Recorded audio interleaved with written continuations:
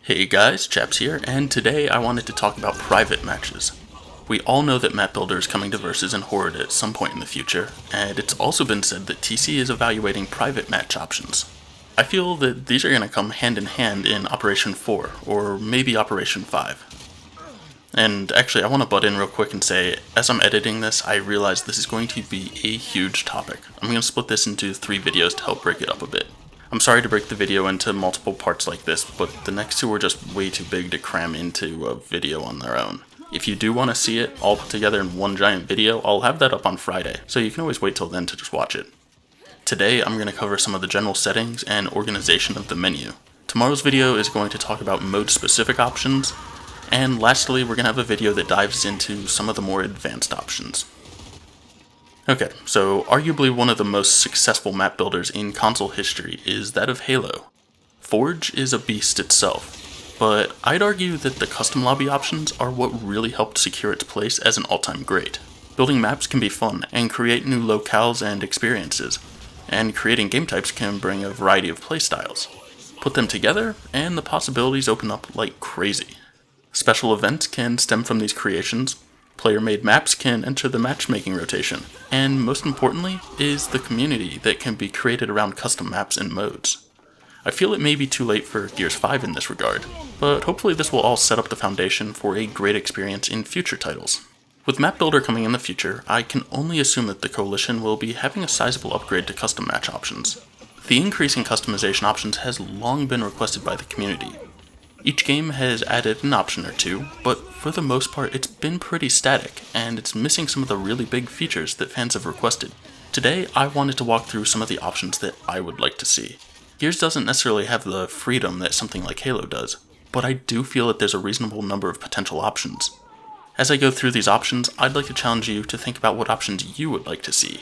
I'll cover quite a bit here, but I'm sure I'm still missing some. Comment below or tag me on Twitter or Reddit with your ideas. Here, you can see a mock-up of the Gears 5 settings menu. We've tried to keep things very similar to the existing system to make it feel more consistent. So let's walk through some of these options. On the left, we have 8 categories. Game mode, general settings, what I'm going to call mode settings for now, weapons and damage, movement and health, map settings, lobby browser visibility, and public lobby name. Many of these, especially the ones at the bottom, may seem familiar, but there's some really nice changes in the other ones, so let's dive in and take a look. We're going to start with game mode. In this list here, we'll see all of the official game types as well as our custom saved ones. And yes, that's a key that certainly is needed. Users must be able to save game types and their settings in order to share with friends and quickly load up some of their favorite modes. The screen that I show here basically functions just like the current Gears 5 system. The next section down is for general settings. Most of these settings should be pretty familiar to users. In here, we'll select our base game type. These are the standard modes in Gears and will determine the general rule sets that your mode is going to be following. Next, we set the number of rounds, or points to win the match, and this is a pretty standard setting, as is the round time limit. DB&O rules have a few things I'd like to see added. We obviously have execution and Warzone rules, as well as the mixed rule set, where you can tap up but also be shot when down. I'd like to see the addition of a drop-off, or something like that. It's similar to what Escalation and Gridiron have now. I'd also like to see a no DB&O option, so you could have something like Gears Judgment. Bleed out time, respawn time, and spawn protection are just as we know and love them from previous games. The number of bots is something that's changed in Gears 4, and I'd say that's for the worse. I much prefer the Gears 3 method of setting the number of bots rather than simply a yes-no option for filling.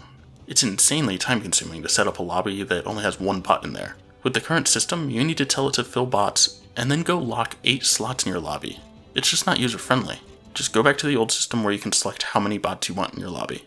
The next option down is bot difficulty. This is just as we know and love, but I think a nice option would be if you could change it on a per bot basis.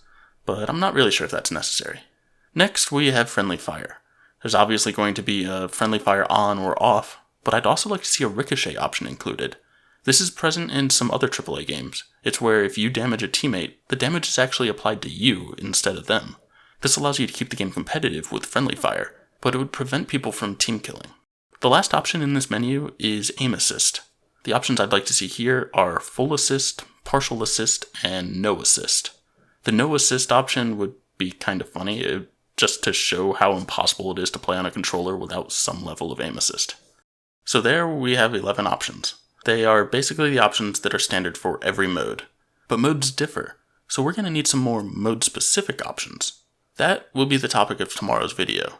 For now, let's skip over these next 3 items. We arrive now at the map settings.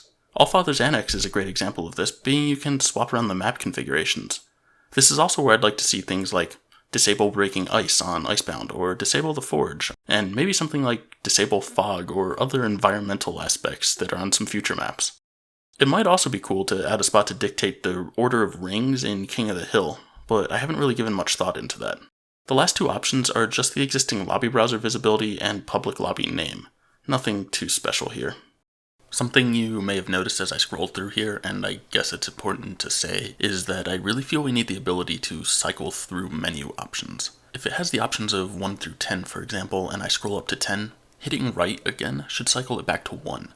This was present in every Gears game until now, and I'm not exactly sure why they changed it, but it definitely needs to be addressed. Overall, the settings that I've discussed so far are basically things that Gears 5 has already, just slightly reorganized.